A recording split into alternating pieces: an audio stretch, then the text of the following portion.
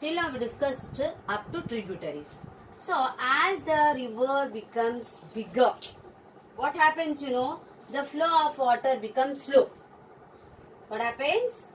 When the river becomes bigger, the flow of water becomes slow. Why the flow of water becomes slow? Because when this river water flows, it brings lot of sand and silt with it.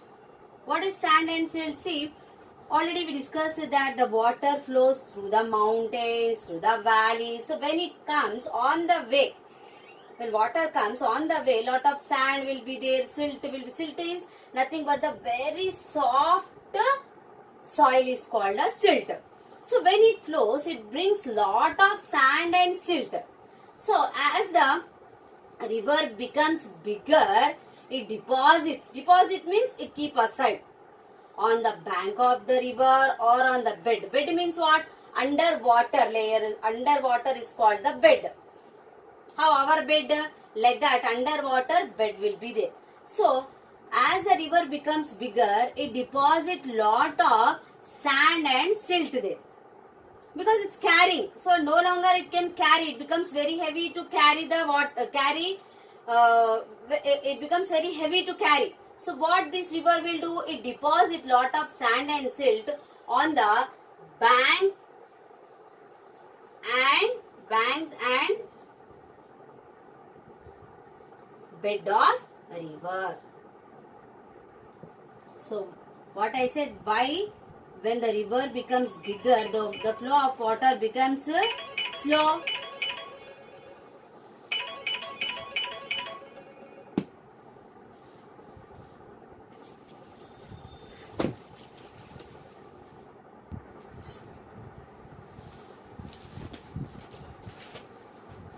So it deposits lot of sand and silt. So with the deposition of the sand and silt, what forms, students, with the deposit of sand and silt? With the deposit of sand and silt, what forms, plains are formed. Plains means not aeroplanes. Where now we are living, we grow crops, level land. That is called plains. See, we have different land forms, isn't it? Mountains, plateaus, plains. So these plains are formed in this way, with the deposit of sand and silt by rivers. How the plains are formed, students?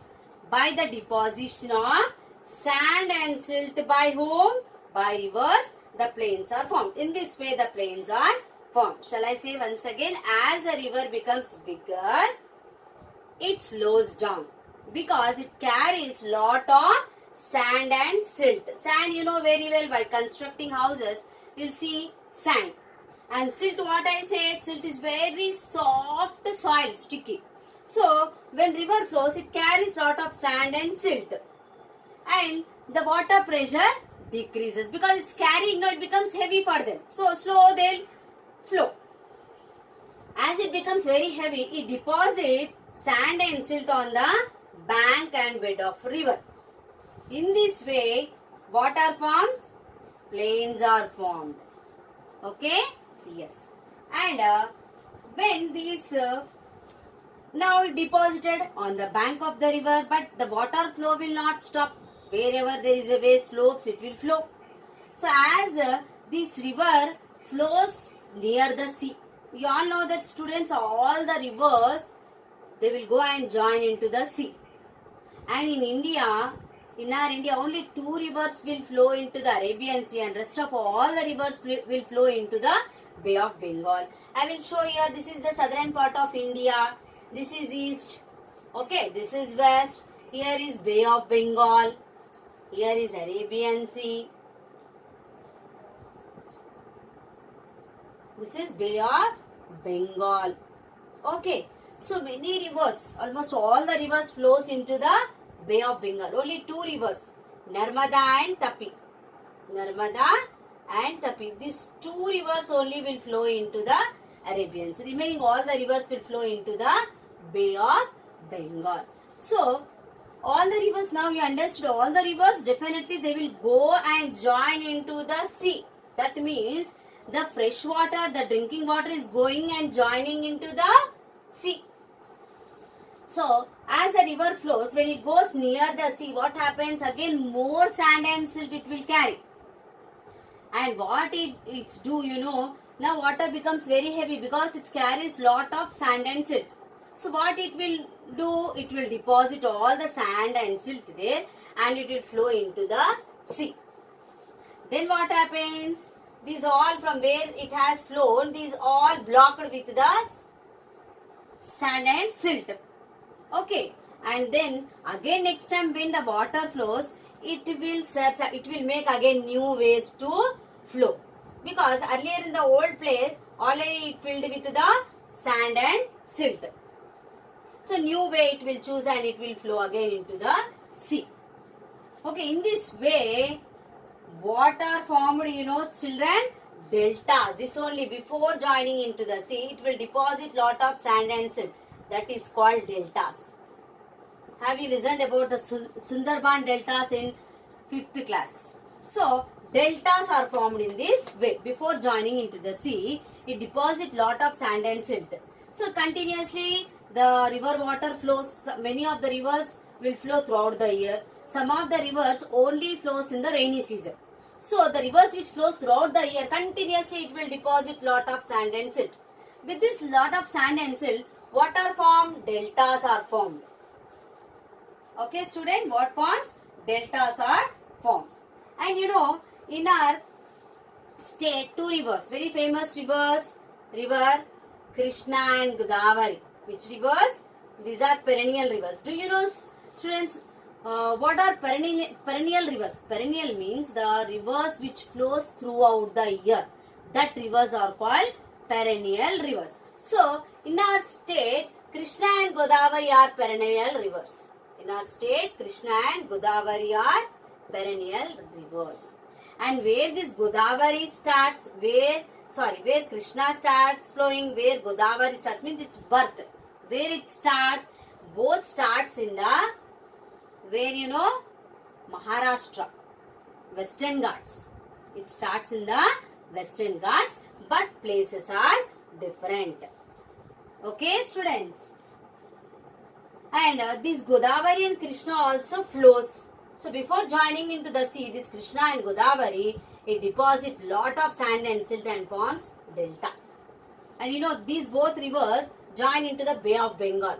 So it goes up to Andhra Pradesh and after that, it flows into the Bay of Bengal. Okay? And even we have a number of small rivers that have water only during the rainy season. Just now I said that perennial rivers Krishna and Godavari, it flows throughout the year. Okay, in the next class we will discuss why it flows throughout the year. And some of the rivers, small rivers only flows in the rainy season. Up to here I will post the pics, and today students I am going to give you the notes. So you write notes, okay, as I will explain you. In that way you write the notes. Okay, thank you. Have a nice day, students.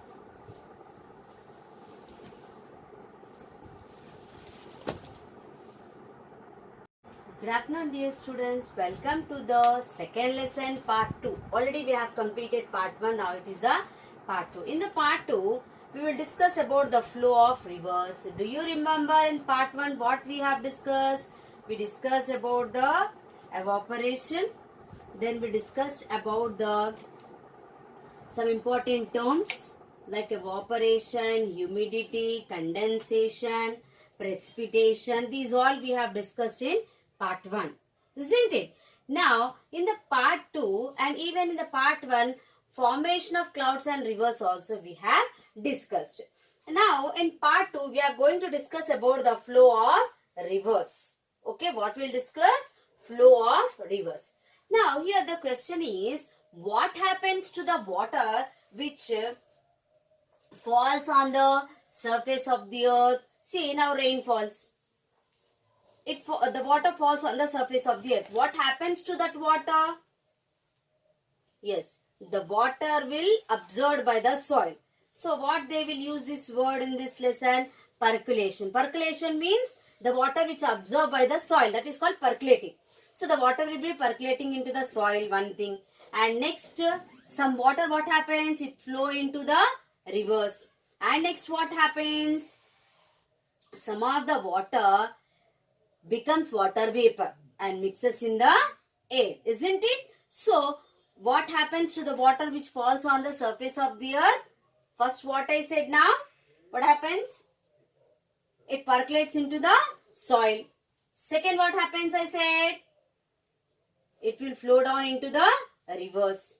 Third what happens? It becomes water vapor and mixes in the air. Okay, so I will tell what happens to the water falls on earth.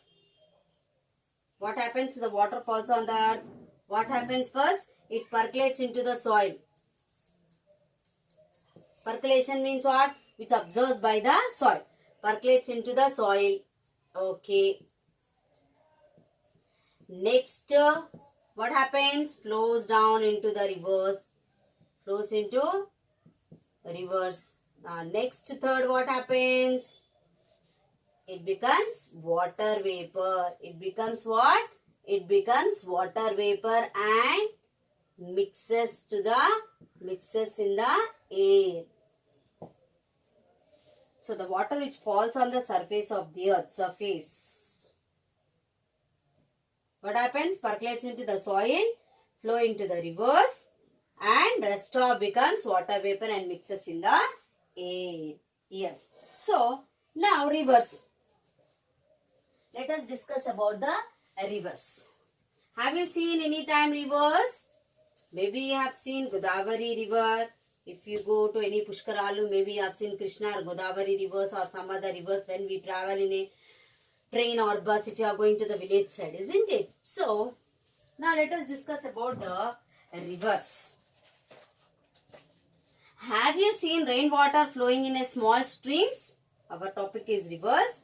Have you seen any time the streams? Maybe when you travel to the villages, you will travel over the bridge. Under that bridge, you will see small layer of water flows. That is called stream. Okay. So, this streams, what happens? Through the slopes it falls, under the bridge it flows. Okay. And sometimes this water even flows from the mountains. Waterfalls you say. Yes, mountains. However, these streams will dry up. The water flows in the streams only for some time. Mostly when we observe in the rainy season, when it rains, the stream water flows. After that, it dries. After that, what happens? It dries. Okay, only. So, throughout the year, the stream water will not flow. Only in the rainy season it flows. Rest of the time it will dry up. And sometimes this water, already it flows to the river, to the mountains also, no? So, what happens? It dries up. Again, whenever in the rainy season the water flows, it comes to the same place. Channels means like cut. It will make the cut. The water make the cut on the mountains. Again, whenever it rains, it flows through that channels only. That cuts only called the channels. Okay. Now, when it rains again, the water flows down from the same place on the mountains, on the streams, wherever. Streams means the area will be low level, like valleys. It will be low. So, water same place it flows. When it dries, it will be dry. Again, whenever it rains, the water flows through the same place. Even on the mountains also. Because continuously when water flows, even for 2 months, 3 months, in the rainy season it flows. What happens? It cut the mountains. So, after dry up, again when it rains, when it flows, the water comes through the same channels. That is called channels, like this.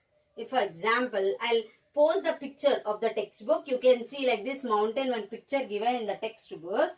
So, if this is a gap, the water flows through this mountain like this. So, this is called the channel. How it cut? Because of water flows, it cut.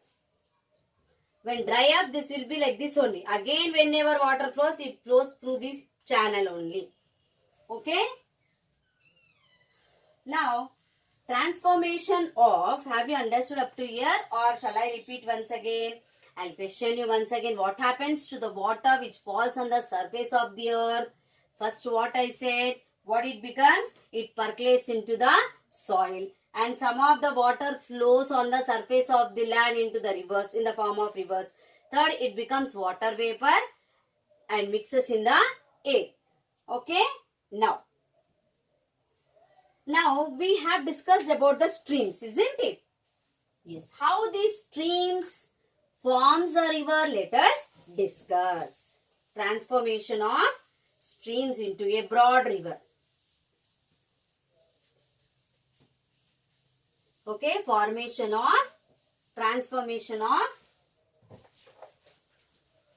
a stream. Transformation of a stream.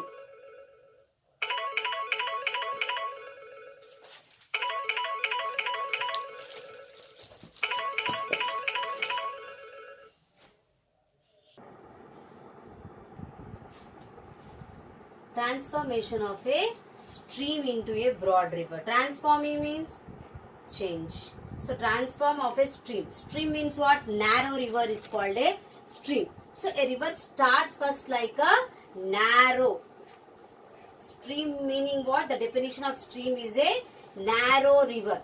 So this how it becomes a broad river.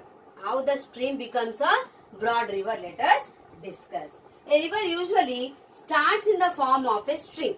How the river starts? It starts in the form of a stream. And how the stream flows, see, over the bridge we observe like this flows. Thin layer of water, narrow layer of water flows. This is only called the stream. Okay, so the river starts like a stream. How it flows, how further it goes, it becomes bigger and bigger. It becomes bigger and broader. So this happens because many small streams joins together. Why these streams become bigger and broader? Because as it further flows, many other streams also comes and joins to this stream. So all the stream water joins together and it forms a river. Okay, so the small river streams which join a large river are called tributaries. What is a tributaries? That is called tributaries. So how the river starts? Actually it starts in the form of a stream. Then as it flows further, it becomes bigger and broader. So why this becomes bigger and broader? Because many small streams join it as the stream flows. So many small streams will join. Many small stream it joins. And many small river streams join with a large river are called tributaries. What are tributaries? Once again I repeat. Small rivers or streams. Small rivers or streams join as a large river is called a tributaries. What are tributaries? Once again I repeat. Small rivers or streams which joins a large river. So these are all tributaries. Okay, once again I repeat. Small rivers or streams which joins a large river are called tributaries. Okay, once again I repeat how the transformation of a stream into a broad river. What happens at the beginning? A river starts like a stream. Stream definition what I said? Narrow river.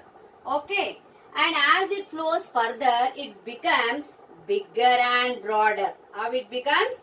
Bigger and broader. Okay, students. Bigger means you know? Yes. Broader means the stream is narrow. Broader means like this. More gap, more water. Okay. So as it goes further, it becomes bigger and broader. So why this becomes bigger and broader? Because many small streams join and they'll start flow. Stream flows. Okay. Now definition of a tributaries. Small rivers or streams which joins a large river.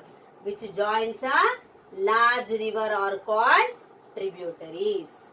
Okay students. Today up to here only I would like to explain because I am going to give you today the lesson 1 notes. I'll post that. Okay, then you copy down in your notes. Okay, students, thank you. Have a nice day. Let us continue tomorrow. Thank you.